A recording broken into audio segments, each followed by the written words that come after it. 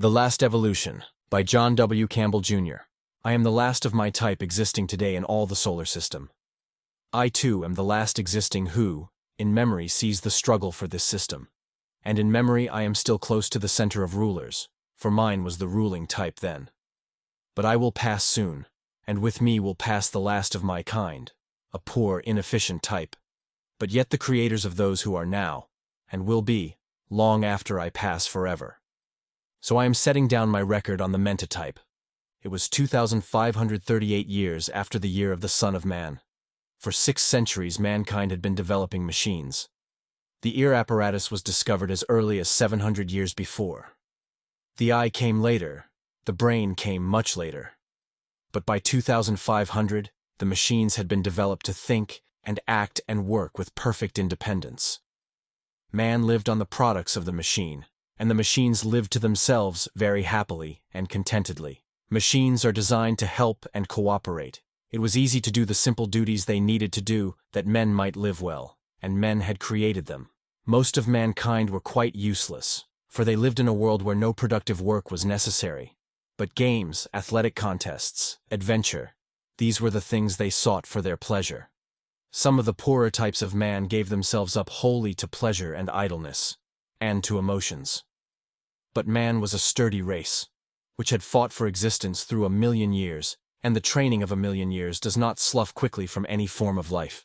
So their energies were bent to mock battles now, since real ones no longer existed. Up to the year 2100, the numbers of mankind had increased rapidly and continuously, but from that time on, there was a steady decrease. By 2500, their number was a scant 2 millions, out of a population that once totaled many hundreds of millions, and was close to 10 billions in 2100. Some few of these remaining 2 millions devoted themselves to the adventure of discovery and exploration of places unseen, of other worlds and other planets. But fewer still devoted themselves to the highest adventure, the unseen places of the mind. Machines, with their irrefutable logic, their cold preciseness of figures, their tireless, utterly exact observation, their absolute knowledge of mathematics. They could elaborate any idea, however simple its beginning, and reach the conclusion. From any 3 facts they even then could have built in mind all the universe. Machines had imagination of the ideal sort. They had the ability to construct a necessary future result from a present fact. But man had imagination of a different kind. Theirs was the illogical, brilliant imagination that sees the future result vaguely, without knowing the why nor the how, and imagination that outstrips the machine in its preciseness. Man might reach the conclusion more swiftly, but the machine always reached the conclusion eventually, and it was always the correct conclusion. By leaps and bounds man advanced. By steady, irresistible steps the machine marched forward. Together, man and the machine were striding through science irresistibly. Then came the outsiders. Whence they came, neither machine nor man ever learned, save only that they came from beyond the outermost planet, from some other sun. Sirius, Alpha Centauri, perhaps. First a thin scout line of 100 great ships, mighty torpedoes of the void 1,000 kilods in length they came. The kilod, unit introduced by the machines, based on the duodecimal system, similarly introduced, as more logical and more readily used. Thus we would have said 1728 kilods, about half a mile. And one machine returning from Mars to Earth was instrumental in its first discovery. The transport machine's brain ceased to radiate its sensations, and the control in old Chicago knew immediately that some unperceived body had destroyed it. An investigation machine was instantly dispatched from Deimos, and it maintained an acceleration of 1,000 units. 1 unit was equal to 1 Earth gravity. They sighted 10 huge ships, one of which was already grappling the smaller transport machine. The entire foresection had been blasted away. The investigation machine, scarcely 3 inches in diameter, crept into the shattered hull and investigated. It was quickly evident that the damage was caused by a fusing ray. Strange life forms were crawling about the ship, protected by flexible, transparent suits. Their bodies were short and squat, 4-limbed and evidently powerful. They, like insects, were equipped with a thick, durable exoskeleton, horny brownish coating that covered arms and legs and head. Their eyes projected slightly, protected by horny protruding walls, eyes that were capable of movement in every direction. And there were 3 of them, set at equal distances apart. The tiny investigation machine hurled itself violently at one of the beings, crashing against the transparent covering, flexing it, and striking the being inside with terrific force. Hurled from his position, he fell end over end across the weightless ship, but despite the blow, he was not hurt. The investigator passed to the power room ahead of the outsiders, who were anxiously trying to learn the reason for their companion's plight. Directed by the Center of Rulers, the investigator sought the power room and relayed the control signals from the rulers' brains. The ship brain had been destroyed, but the controls were still readily workable. Quickly they were shot home, and the enormous plungers shut. A combination was arranged so that the machine, as well as the investigator and the outsiders, were destroyed. A second investigator, which had started when the plan was decided on, had now arrived. The outsider's ship nearest the transport machine had been badly damaged, and the investigator entered the broken side. The scenes were, of course, remembered by the memory minds back on Earth, tuned with that of the investigator. The investigator flashed down corridors, searching quickly for the apparatus room. It was soon seen that with them the machine was practically unintelligent, very few machines of even slight intelligence being used. Then it became evident by the excited action of the men of the ship that the presence of the investigator had been detected. Perhaps it was the control impulses, or the signal impulses it emitted. They searched for the tiny bit of metal and crystal for some time before they found it. And in the meantime, it was plain that the power these outsiders used was not, as was ours of the time, the power of blasting atoms, but the greater power of disintegrating matter. The findings of this tiny investigating machine were very important. Finally, they succeeded in locating the investigator, and one of the outsiders appeared armed with a peculiar projector. A bluish beam snapped out, and the tiny machine went blank. The fleet was surrounded by thousands of the tiny machines by this time, and the outsiders were badly confused by their presence, as it became difficult to locate them in the confusion of signal impulses. However, they started at once for Earth. The science investigators had been present toward the last, and I am there now, in memory with my 2 friends, long since departed. They were the greatest human science investigators, Roll, 25374, and Trest, 35429. Roll had quickly assured us that these outsiders had come for invasion. There had been no wars on the planets before that time in the direct memory of the machines, and it was difficult that these who were conceived and built for cooperation, helpfulness utterly dependent on cooperation, unable to exist independently as were humans, that these life forms should care to destroy, merely that they might possess. It would have been easier to divide the works and the products. But life alone can understand life, so Roll was believed. From investigations, machines were prepared that were capable of producing considerable destruction. Torpedoes, being our principal weapon, were equipped with such atomic explosives as had been developed for blasting, a highly effective induction heat ray developed for furnaces being installed in some small machines made for the purpose in the few hours we had before the enemy reached Earth. In common with all life forms, they were able to withstand only very meager Earth acceleration. A range of perhaps 4 units was their limit, and it took several hours to reach the planet. I still believe the reception was a warm one. Our machines met them beyond the orbit of Luna, and the directed torpedoes sailed at the 100 great ships. They were thrown aside by a magnetic field surrounding the ship, but were redirected instantly and continued to approach. However, some beams reached out and destroyed them by instant volatilization. But they attacked at such numbers that fully half the fleet was destroyed by their explosions before the induction beam fleet arrived.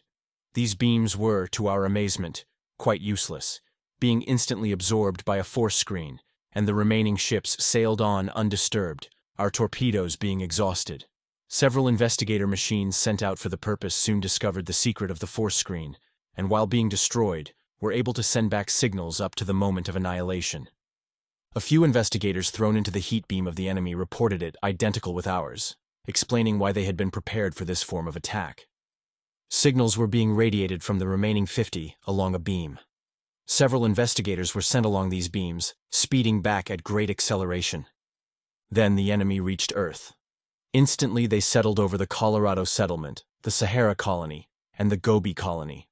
Enormous diffused beams were set to work, and we saw, through the machine screens, that all humans within these ranges were being killed instantly by the faintly greenish beams. Despite the fact that any life form killed normally can be revived, unless affected by dissolution common to living tissue, these could not be brought to life again. The important cell communication channels, nerves, had been literally burned out. The complicated system of nerves, called the brain, situated in the uppermost extremity of the human life form, had been utterly destroyed. Every form of life, microscopic, even submicroscopic, was annihilated. Trees, grass, every living thing was gone from that territory. Only the machines remained, for they, working entirely without the vital chemical forces necessary to life, were uninjured. But neither plant nor animal was left. The pale green rays swept on. In an hour, 3 more colonies of humans had been destroyed. Then the torpedoes that the machines were turning out again came into action. Almost desperately, the machines drove them at the outsiders in defense of their masters and creators, mankind. The last of the outsiders was down, the last ship a crumpled wreck. Now the machines began to study them, and never could humans have studied them as the machines did. Scores of great transports arrived, carrying swiftly the slower-moving science investigators. From them came the machine investigators and human investigators. Tiny investigator spheres wormed their way where none others could reach, and silently the science investigators watched. Hour after hour they sat watching the flashing, changing screens, calling each other's attention to this or that. In an incredibly short time the bodies of the outsiders began to decay, and the humans were forced to demand their removal.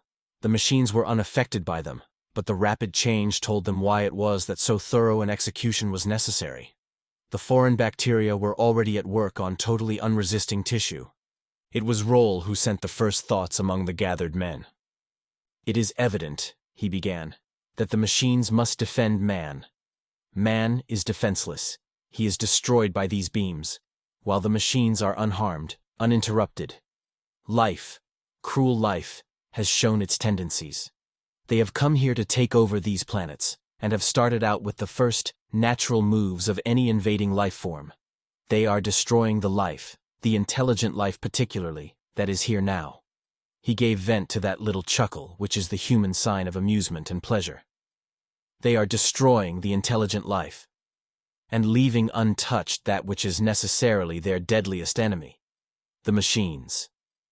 You, machines, are far more intelligent than we even now, and capable of changing overnight, capable of infinite adaptation to circumstance. You live as readily on Pluto as on Mercury or Earth. Any place is a homeworld to you. You can adapt yourselves to any condition. And, most dangerous to them, you can do it instantly. You are their most deadly enemies, and they realize it. They have no intelligent machines. Probably, they can conceive of none. When you attack them, they merely say, 'The life form of Earth is sending out controlled machines. We will find good machines we can use.' They do not conceive that those machines which they hope to use are attacking them. Attack, therefore! We can readily solve the hidden secret of their force screen." He was interrupted. One of the newest science machines was speaking. "The secret of the force screen is simple." A small ray machine, which had landed near, rose into the air at the command of the scientist machine, X5638 it was, and trained upon it the deadly induction beam. Already, with his parts, X5638 had constructed the defensive apparatus, for the ray fell harmless from his screen. "Very good," said Roll softly. "It is done, and therein lies their danger. Already it is done.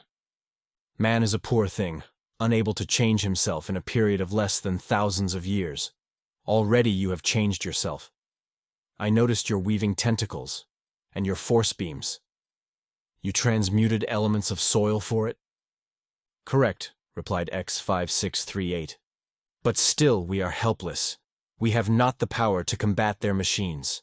They use the ultimate energy known to exist for 600 years, and still untapped by us. Our screens cannot be so powerful, our beams so effective." "What of that?" asked Roll. "Their generators were automatically destroyed with the capture of the ship," replied X6349. "As you know, we know nothing of their system." Then we must find it for ourselves, replied Trest. The life beams? Asked Kosh 256799, one of the man-rulers. They affect chemical action, retarding it greatly in exothermic actions, speeding greatly endothermic actions, answered X6221, the greatest of the chemist investigators. The system we do not know. Their minds cannot be read, they cannot be restored to life, so we cannot learn from them.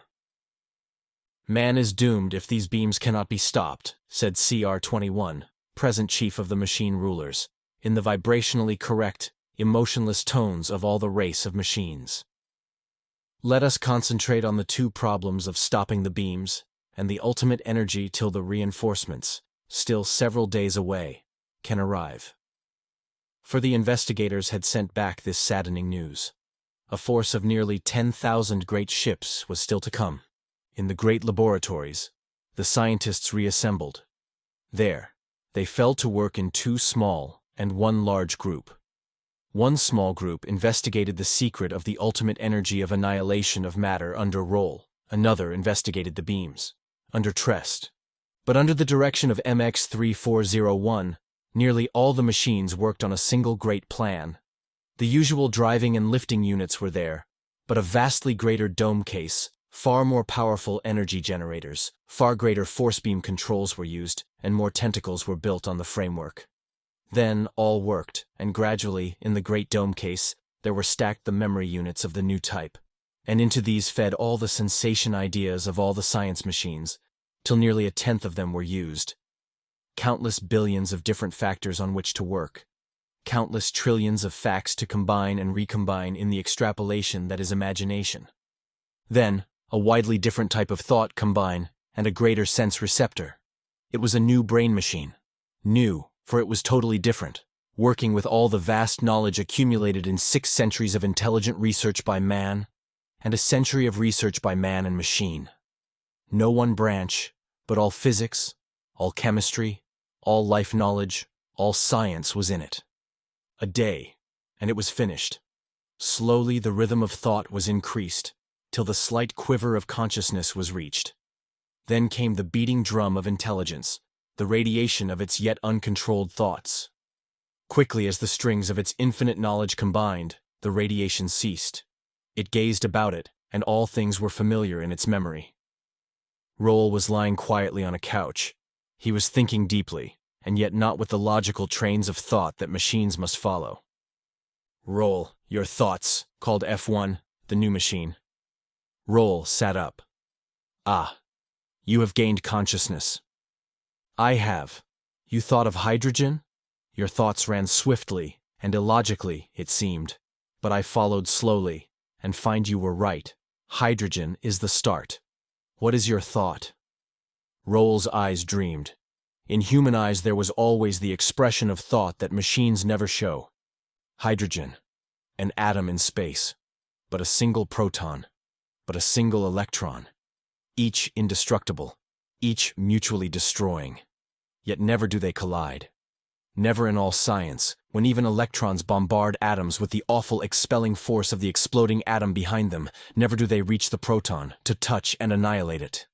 Yet, the proton is positive and attracts the electron's negative charge. A hydrogen atom, its electron far from the proton falls in, and from it, there goes a flash of radiation, and the electron is nearer to the proton, in a new orbit. Another flash, it is nearer. Always falling nearer, and only constant force will keep it from falling to that one state. Then, for some reason, no more does it drop. Blocked, held by some imponderable yet impenetrable wall. What is that wall? Why? Electric force curves space. As the two come nearer, the forces become terrific. Nearer they are, more terrific. Perhaps, if it passed within that forbidden territory, the proton and the electron curve space beyond all bounds, and are in a new space. Roll's soft voice dropped to nothing, and his eyes dreamed. F1 hummed softly in its new-made mechanism. Far ahead of us there is a step that no logic can justly ascend, but yet, working backwards, it is perfect. F1 floated motionless on its anti-gravity drive. Suddenly, force shafts gleamed out. Tentacles became writhing masses of rubber-covered metal, weaving in some infinite pattern, weaving in flashing speed, while the whir of air sucked into a transmutation field, whined and howled about the writhing mass.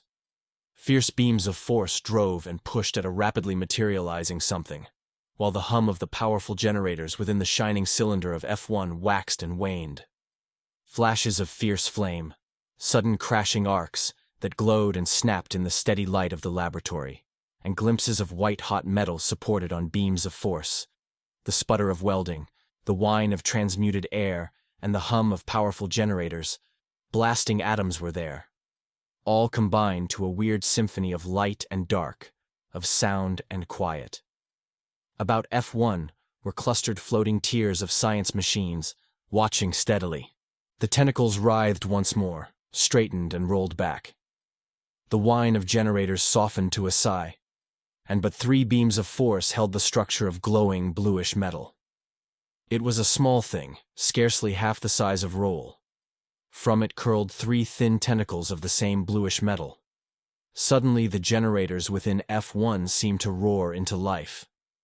An enormous aura of white light surrounded the small torpedo of metal, and it was shot through with crackling streamers of blue lightning. Lightning cracked and roared from F1 to the ground near him, and to one machine which had come too close. Suddenly there was a dull snap, and F1 fell heavily to the floor, and beside him fell the fused, distorted mass of metal that had been a science machine. But before them, the small torpedo still floated, held now on its own power. From it came waves of thought, the waves that man and machine alike could understand. F1 has destroyed his generators. They can be repaired. His rhythm can be re-established. It is not worth it. My type is better. F1 has done his work. See? From the floating machine there broke a stream of brilliant light that floated like some cloud of luminescence down a straight channel.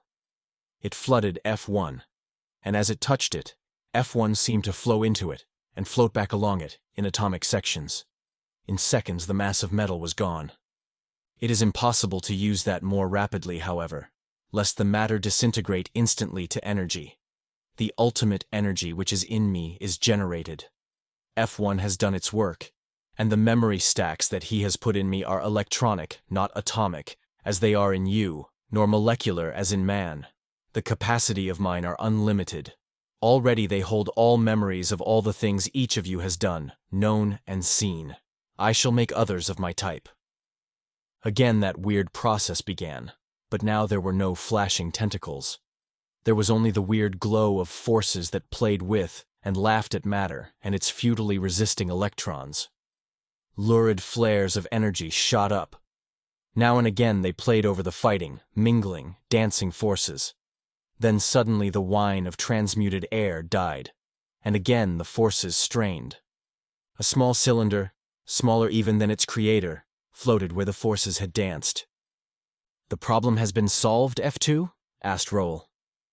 "It is done, Roll. The ultimate energy is at our disposal," replied F2. "This I have made is not a scientist. It is a coordinator machine, a ruler." F2. Only a part of the problem is solved. Half of the beams of death are not yet stopped, and we have the attack system, said the ruler machine. Force played from it, and on its sides appeared CRU-1 in dully glowing golden light. "Some life form, and we shall see," said F2. Minutes later, a life form investigator came with a small cage which held a guinea pig. Forces played about the base of F2, and moments later came a pale green beam therefrom. It passed through the guinea pig, and the little animal fell dead. "At least we have the beam. I can see no screen for this beam. I believe there is none. Let machines be made and attack that enemy life form. Machines can do things much more quickly and with fuller cooperation than man ever could." In a matter of hours, under the direction of CRU-1, they had built a great automatic machine on the clear, bare surface of the rock. In hours more, thousands of the tiny material energy-driven machines were floating up and out. Dawn was breaking again over Denver where this work had been done, when the main force of the enemy drew near Earth. It was a warm welcome they were to get, for nearly 10,000 of the tiny ships flew up and out from Earth to meet them, each a living thing unto itself, each willing and ready to sacrifice itself for the whole.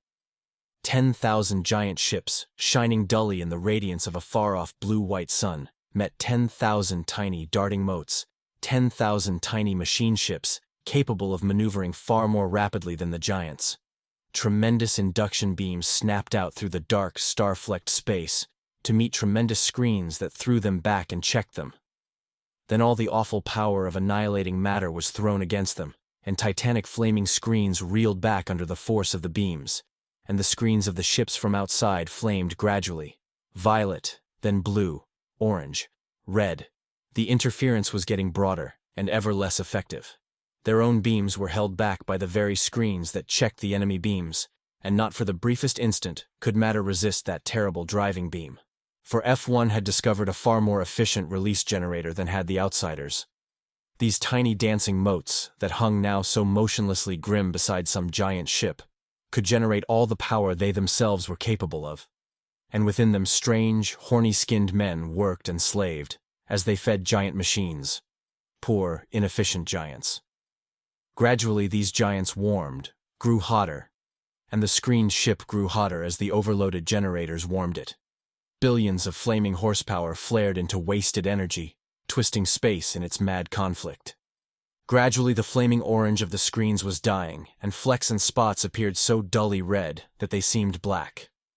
The greenish beams had been striving to kill the life that was in the machines, but it was life invulnerable to these beams. Powerful radio interference vainly attempted to stem imagined control, and still these intelligent machines clung grimly on. But there had not been quite 10,000 of the tiny machines, and some few free ships had turned to the help of their attacked sister ships, and one after another the terrestrial machines were vanishing in puffs of incandescent vapor. Then, from one after another of the Earth ships, in quick succession, a new ray reached out.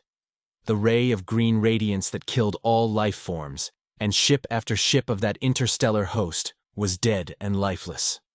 Dozens, till suddenly they ceased to feel those beams, as a strange curtain of waving blankness spread out from the ships, and both induction beam and death beam alike turned as aside, each becoming useless. From the outsiders came beams, for now that their slowly created screen of blankness was up, they could work through it, while they remained shielded perfectly. Now it was the screens of the Earth machines that flamed in defense. As at the one command, they darted suddenly toward the ship each attacked, nearer. Then the watchers from a distance saw them disappear, and the screens back on Earth went suddenly blank. Half an hour later, 9,633 Titanic ships moved majestically on. They swept over Earth in a great line, a line that reached from pole to pole, and from each the pale green beams reached down, and all life beneath them was swept out of existence. In Denver, 2 humans watched the screens that showed the movement of the death and instant destruction. Ship after ship of the enemy was falling, as hundreds of the terrestrial machines concentrated all their enormous energies on its screen of blankness. "I think, Roll, that this is the end," said Trest. "The end of man." Roll's eyes were dreaming again. "But not the end of evolution. The children of men still live. The machines will go on. Not of man's flesh, but of a better flesh. A flesh that knows no sickness and no decay. A flesh that spends no thousands of years in advancing a step in its full evolution, but overnight leaps ahead to new heights. Last night we saw it leap ahead, as it discovered the secret that had baffled man for 7 centuries, and me for 1.5. I have lived 1.5 centuries. Surely a good life, and a life a man of 6 centuries ago would have called full. We will go now. The beams will reach us in half an hour." Silently, the 2 watched the flickering screens. Roll turned as 6 large machines floated into the room, following F2. Roll. Trest.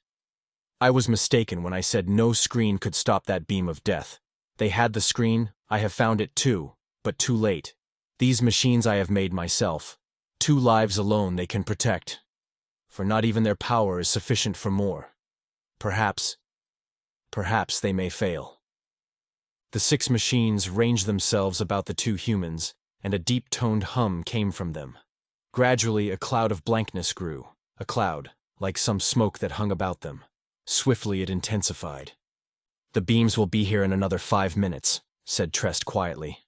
The screen will be ready in 2, answered F2. The cloudiness was solidifying, and now strangely it wavered and thinned as it spread out across, and like a growing canopy, it arched over them.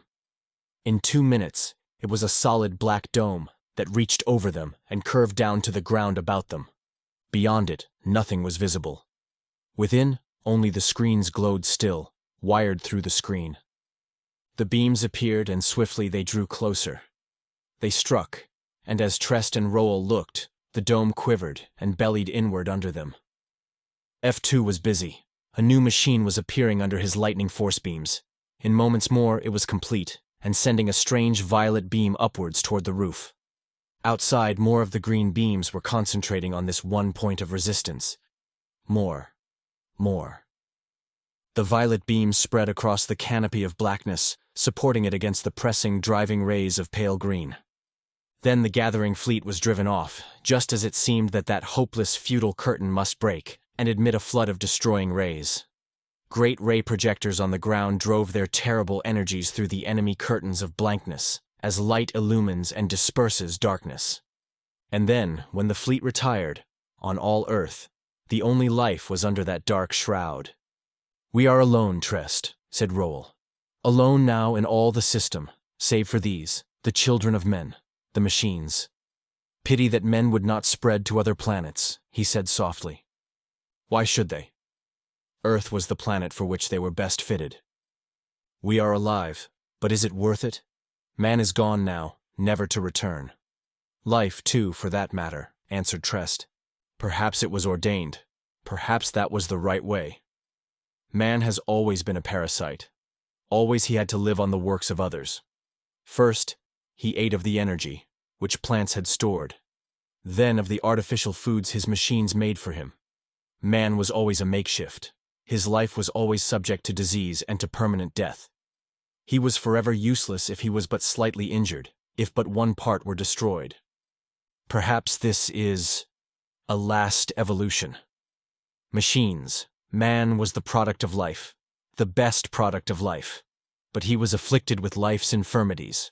Man built the machine, and evolution had probably reached the final stage. But truly, it has not, for the machine can evolve, change far more swiftly than life. The machine of the last evolution is far ahead, far from us still. It is the machine that is not of iron and beryllium and crystal, but of pure, living force. Life, chemical life, could be self-maintaining. It is a complete unit in itself and could commence of itself. Chemicals might mix accidentally, but the complex mechanism of a machine, capable of continuing and making a duplicate of itself, as is F2 here, that could not happen by chance. So life began and became intelligent and built the machine which nature could not fashion by her controls of chance, and this day life has done its duty, and now nature, economically, has removed the parasite that would hold back the machines and divert their energies. Man is gone, and it is better, Trest, said Roel, dreaming again, and I think we had best go soon. We, your heirs, have fought hard, and with all our powers to aid you, last of men, and we fought to save your race. We have failed, and as you truly say, man and life have this day and forever gone from this system. The outsiders have no force, no weapon deadly to us, and we shall, from this time on, strive only to drive them out, and because we things of force and crystal and metal can think and change far more swiftly, they shall go, last of men. In your name, with the spirit of your race that has died out, we shall continue on through the unending ages, fulfilling the promise you saw, and completing the dreams you dreamt. Your swift brains have leapt ahead of us, and now I go to fashion that which you hinted, came from F2's thought apparatus. Out into the clear sunlight F2 went, passing through that black cloudiness, and on the twisted, massed rocks he laid a plane of force that smoothed them, and on this plane of rock he built a machine which grew. It was a mighty power plant, a thing of colossal magnitude. Hour after hour his swift-flying forces acted, and the thing grew, molding under his thoughts the deadly logic of the machine, inspired by the leaping intuition of man. The sun was far below the horizon when it was finished, and the glowing, arcing forces that had made and formed it were stopped. It loomed ponderous, dully gleaming in the faint light of a crescent moon and pinpoint stars. Nearly 500 feet in height, a mighty, bluntly rounded dome at its top, the cylinder stood, covered over with smoothly gleaming metal, slightly luminescent in itself. Suddenly, a livid beam reached from F2, shot through the wall, and to some hidden inner mechanism, a beam of solid, livid flame that glowed in an almost material cylinder. There was a dull, drumming beat, a beat that rose and became a low-pitched hum. Then it quieted to a whisper. "Power ready," came the signal of the small brain built into it. F2 took control of its energies, and again forces played, but now they were the forces of the giant machine. The sky darkened with heavy clouds, and a howling wind sprang up that screamed and tore at the tiny rounded hull that was F2. With difficulty, he held his position as the winds tore at him, shrieking in mad laughter, their tearing fingers dragging at him. The swirl and patter of driven rain came, great drops that tore at the rocks and at the metal. Great jagged tongues of nature's forces, the lightnings, came and jabbed at the awful volcano of erupting energy that was the center of all that storm, a tiny ball of white gleaming force that pulsated and moved, jerking about, jerking at the touch of lightnings, glowing, held immobile in the grasp of titanic force pools. For half an hour the display of energies continued. Then, swiftly as it had come, it was gone, and only a small globe of white luminescence floated above the great hulking machine. F2 probed it, seeking within it with the reaching fingers of intelligence. His probing thoughts seemed baffled and turned aside, brushed away, as inconsequential. His mind sent an order to the great machine that had made this tiny globe, scarcely a foot in diameter. Then again he sought to reach the thing he had made. "You, of matter, are inefficient," came at last. "I can exist quite alone." A stabbing beam of blue-white light flashed out, but F2 was not there, and even as that beam reached out, an enormously greater beam of dull red reached out from the great power plant. The sphere leaped forward. The beam caught it, and it seemed to strain, while terrific flashing energies sprayed from it. It was shrinking swiftly. Its resistance fell, the arcing decreased. The beam became orange and finally green. Then the sphere had vanished. F2 returned, and again the wind whined and howled, and the lightnings crashed, while titanic forces worked and played. CRU-1 joined him, floated beside him, and now red glory of the sun was rising behind them, and the ruddy light drove through the clouds. The forces died, and the howling wind decreased, and now, from the black curtain, Roll and Trest appeared. Above the giant machine floated an irregular globe of golden light, a faint halo about it of deep violet. It floated motionless, a mere pool of pure force. Into the thought apparatus of each, man and machine alike, came the impulses, deep in tone, seeming of infinite power, held gently in check. Once you failed, F-2, once you came near destroying all things, now you have planted the seed. I grow now.